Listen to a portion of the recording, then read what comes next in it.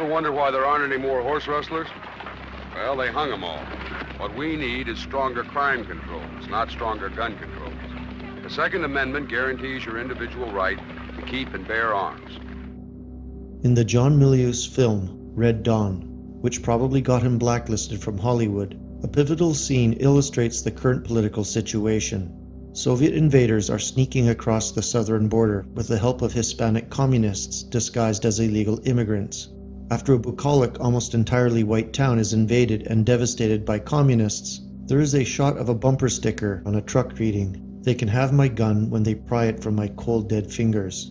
The white hand of a dead American is framed in the shot, clutching at a pistol. One of the communists calmly reaches down, takes the weapon, and moves on.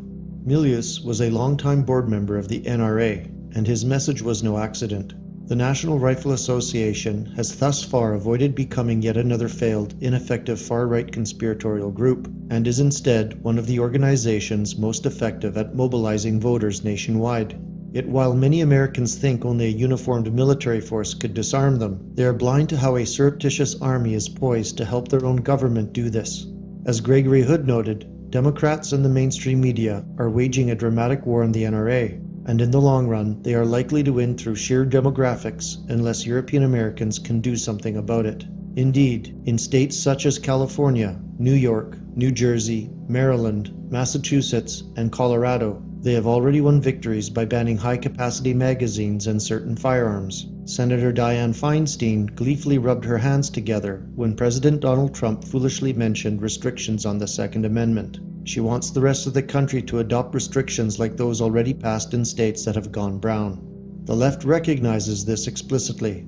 In the aftermath of the Florida shooting, Joy Reid penned a racially triumphalist article bragging about the end of the NRA and the Second Amendment. She stated that if Wayne LaPierre doesn't understand that the next generation will be unavailable to him and his vile philosophy, he needs a quick lesson in demographic math. One way or the other, the NRA and its extremist ideology are on a path to extinction.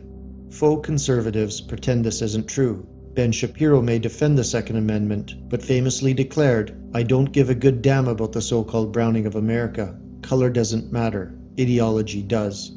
Yet color and ideology are inextricably linked, especially when it comes to guns. A 2013 Pew Research study shows 82% of registered gun owners in America are white. The data clearly show that the shifting racial composition of the country means the end of the Second Amendment, and liberals are counting on non-whites to become their allies. As the Washington Post put it in 2015, an overwhelming majority of African Americans, Hispanics, and Asians favor gun safety over gun rights. Perhaps in response to these attacks, the NRA has pursued racial diversity, largely without success. The people who attend its conventions are overwhelmingly white.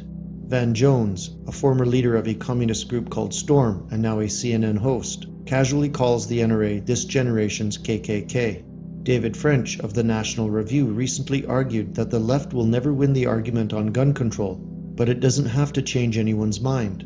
All it needs to do is replace those who are allowed to decide. As demographics change, the NRA's effectiveness will wane. Millennials of all races, except for whites, are overwhelmingly in favor of gun control. Even mentioning the validity of arguments in this context is as pointless as running a Republican for mayor in Baltimore. America may not be invaded by a foreign army, but it is being occupied by a foreign people, and when it comes to constitutional rights, the consequences will be the same. So, cucks and conservatives who value the Second Amendment had better wake up before it's too late.